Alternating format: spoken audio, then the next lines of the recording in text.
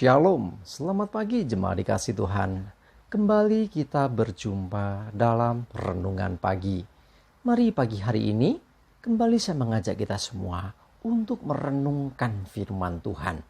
Supaya dengan firman Tuhan hidup kita akan terus dibangun. Dan kita pun akan semakin bertumbuh, diteguhkan dan dikuatkan dalam iman dan pengharapan. Sebab firman Tuhan adalah kebenaran. Firman Tuhan sumber kekuatan kita. Firman Tuhan pedoman dan penolong bagi hidup kita. Bahkan firman Tuhan jugalah yang akan senantiasa menuntun kita dan menerangi setiap langkah hidup kita. Mari jemaat dikasih Tuhan, sebelum kita merenungkan firman Tuhan pagi hari ini, kita akan berdoa terlebih dahulu. Bapa di surga, kembali pagi hari ini kami datang ke hadirat-Mu. Kami sungguh-sungguh mengucap syukur atas segala kebaikan-Mu, atas begitu besar kasih setia-Mu, rahmat dan anugerah-Mu, berkat dan kemurahan-Mu, perlindungan Tuhan, penyertaan Tuhan, pertolongan dan juga pemeliharaan Tuhan atas seluruh hidup kami. Terima kasih ya Tuhan. Dan pagi hari ini kembali kami mau merenungkan firman-Mu. Mari Tuhan, Engkau yang singkapkan dan nyatakan kebenaran firman-Mu. Dan Roh Kudus, urapilah kami semua ya Tuhan. Sehingga kami bisa menangkap firman-Mu, mengerti firman-Mu, dan juga melakukannya di dalam hidup kami. Terima kasih ya Tuhan. Dalam nama Tuhan Yesus, kami bersyukur dan berdoa. Amin. Mari jemaat dikasih Tuhan, kita akan buka Alkitab kita. Dan renungan pagi hari ini saya ambilkan dari Matius 7 ayat 21 sampai 23. Saya bacakan. Bukan setiap orang yang berseru kepadaku, Tuhan, Tuhan, akan masuk ke dalam kerajaan surga. Melainkan dia yang melakukan kehendak Bapa-Ku yang di surga.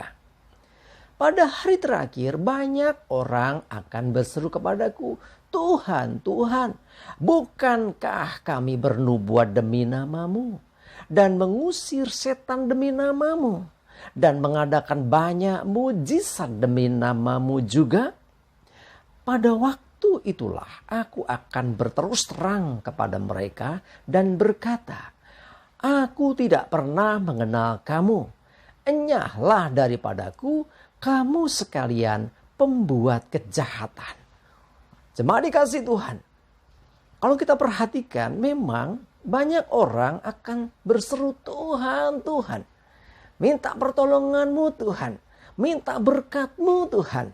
Ya, banyak orang berseru memanggil nama Tuhan. Ya, walaupun mereka juga nggak kenal siapa yang dimaksud Tuhan, mereka juga ikut berseru Tuhan, Tuhan. Nah, dikatakan apa? Bukan mereka yang berseru Tuhan, Tuhan, yang akan masuk dalam kerajaan surga, tapi mereka yang melakukan kehendak Bapa di surga, yang melakukan kehendak Tuhan. Orang-orang yang mendengarkan apa kata Tuhan dan melakukannya, itulah yang mendapat bagian dalam kerajaan surga. Jadi bukan hanya orang yang berseru-seru memanggil nama Tuhan. Ya, dan perhatikan di akhir zaman atau di zaman akhir nanti akan banyak orang yang berseru Tuhan, Tuhan. Bahkan ditambahi lagi, Tuhan, aku sudah bernubuat demi nama-Mu, mengusir setan, mengadakan mujizat, semua demi nama-Mu. Apa jawab Tuhan? Tuhan akan mengatakan bahwa dia berterus terang kepada orang-orang itu bahwa aku tidak mengenal kamu. Nah, jadi pelajaran apa yang kita bisa ambil dari sini? Yang pertama, ini menyangkut hubungan dengan Tuhan. Bagaimana hubungan itu bisa terjalin? Yang jelas melalui pengenalan akan Tuhan. Perhatikan di ayat yang bawah tadi, aku tidak pernah mengenal kamu. Ya, kita merasa kenal Tuhan. Pertanyaannya, apakah engkau dikenal Tuhan?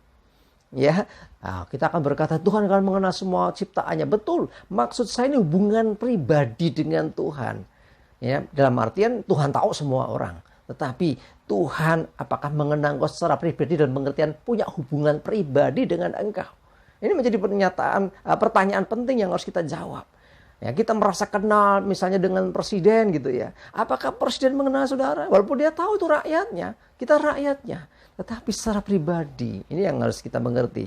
Yang kedua yang harus dimengerti adalah apakah kita mau mendengarkan apa kata Tuhan yang kita percaya itu. Apakah kita mau melakukan kehendaknya? Atau sekedar kita ya kenal tahu saja. Kalau sini disebutkan, loh bukankah mereka ngusir setan, mengadakan mujizat, bernubuat. Ini berarti orang hebat. Bahkan mungkin dia hamba Tuhan. Orang yang melayani Tuhan. Ya, bisa jadi. Tidak jaminan kalau sudah bisa ngusir setan, ya sudah bernubuat, sudah mengadakan mujizat, itu pasti dikenal Tuhan. Loh, kenapa gitu?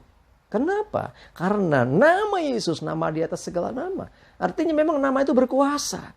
Tetapi tidak berarti kalau orang sudah menggunakan nama Yesus itu otomatis bahwa dia masuk dalam kerajaan surga. Tidak. Ya, jadi harus diperhatikan yang pertama ini pengenalan atau hubungan pribadi dengan Tuhan. Kita kenal Tuhan, Tuhan mengenal akan kita.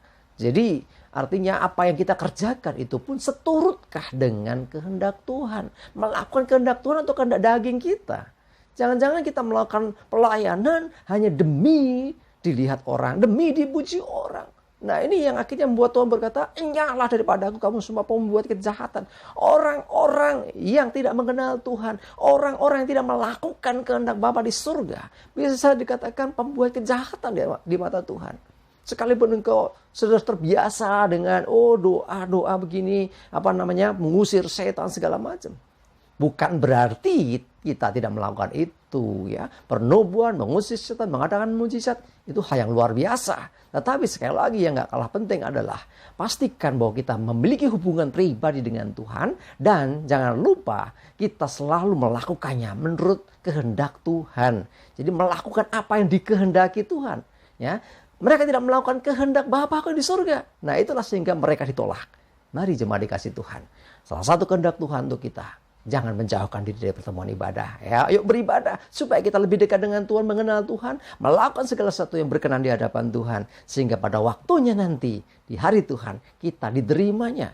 Dan kita masuk dalam kerajaan surga. Dan tidak ditolak. Amin, kita berdoa.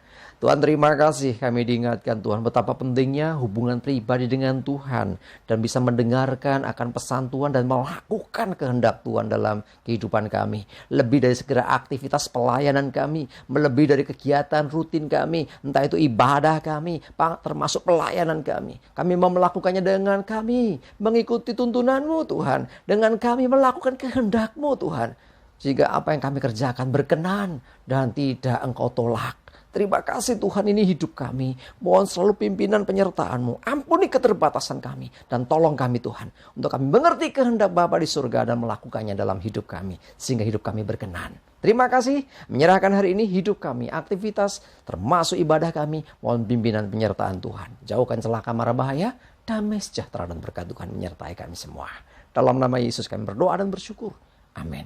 Mari jemaat dikasih Tuhan, semangat terus, maju terus dalam iman dan pengharapan. Jangan lupa beribadah, Tuhan Yesus memberkati kita semua. Amin.